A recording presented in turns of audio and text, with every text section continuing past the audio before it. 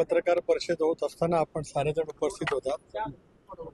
एक तासभर पत्रकारांच्या सर्वच प्रश्नाला मी अतिशय सौहार्दपूर्ण वातावरणामध्ये उत्तर दिलं.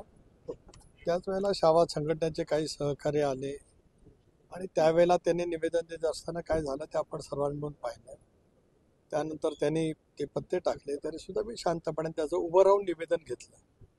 एक सभ्य राजकारण म्हणून माझ्याकडनं जे करणं अपेक्षित होतं ते अपेक्षेपेक्षा जास्त सौहार्दाच्या वातावरणामध्ये मी केलं.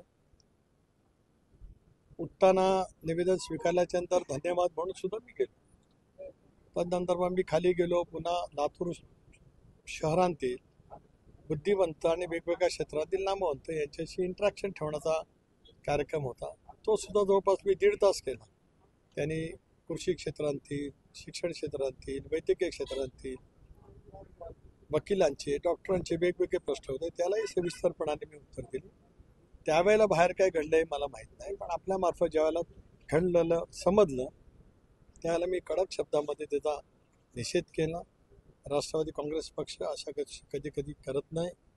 जे काय घडलेलं आहे ते अत्यंत चुकीचं आहे. माझी स्पष्टपणाची त्या संदर्भातली भूमिका आहे. सुरज चव्हाणांवरती काय कारवाई होणार आहे का? कारण ज्या पद्धतीनं पक्षाकडून म्हटलं जातं की बाबा आम्ही असं समर्थन करत नाही, मात्र ते कृतीतून दिसणार आहे का? बघू ना, त्यांना आज राष्ट्रीय अध्यक्षांनी बोलवलेलं आहे. सूरज चव्हाण रात्रीच कडे गेलेले आहेत. त्या संदर्भामध्ये सगळे जर बसून योग्य तो निर्णय नक्की घेतील. आम्ही आतल्या कधीच गोष्टीचं आयुष्यात समर्थन केलेलं नाही. माझ्या राजकीय जीवनामध्ये सुद्धा कधी झालेलं नाही. मी काल आपण बघत असाल, आपण शेतकऱ्यांचा किंवा पाऊस ओढ दिल्याच्या मधले इतके प्रश्न विचारले. मी सगळ्या प्रश्नाची सखोल उत्तरं प्रामाणिकपणे दिली. माझ्या कुठल्याही गोष्टीमध्ये काल घाई नव्हती, काय नाही. जे काही लोकशाहीमध्ये चौथा स्तंभ म्हणून किंवा लोकशाहीमध्ये प्रत्येक नागरिकाचा जो मूलभूत अधिकार आहे आणि त्या अधिकारच्यासाठी ज्यांच्याजवळ त्यांना बोलायचं आहे त्यांनी शांतपणाने ते स्वीकारलं पाहिजे. या भूमिकेतून माझं कालचं संबंध लातूरमधला माझा सगळा वेळ त्या संदर्भात होता. पडलं असं म्हणलं की लोकशाही मार्गाने आम्ही आंदोलन करत होतो. कृषी मंत्र्यांनी जे काही केलं त्याची ती लोकशाही मार्गाने आम्ही दिलेली प्रतिक्रिया आपल्याला अशा. मग त्याच्याबद्दल मी कुठे आक्षेप घेतला? एक ऐका आपण तिथे होता. काय मार्गाने केली, काय मार्गाने नाही केली, माझं एकही त्याच्याबद्दल आत्ताही काय म्हणणं नाही.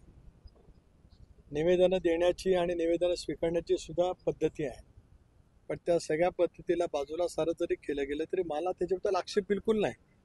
एवढं सगळं त्या मोठ्या आवाजात बोलत होते, सगळं काय बोलतो मी शांतपणाने ऐकलं. पत्ते टाकले तुम्ही होतात की तुमच्याकडे रेकॉर्डिंग असेल, तुम्हाला दाखवायचं असेल दाखवा, नाही दाखवलं तरी माझी हरकत नाही. ऐकून घ्या ना प्लीज. अजिबात नाही. त्यानंतर परत उठून निवेदन घेतलं. मी बसून पण घेऊ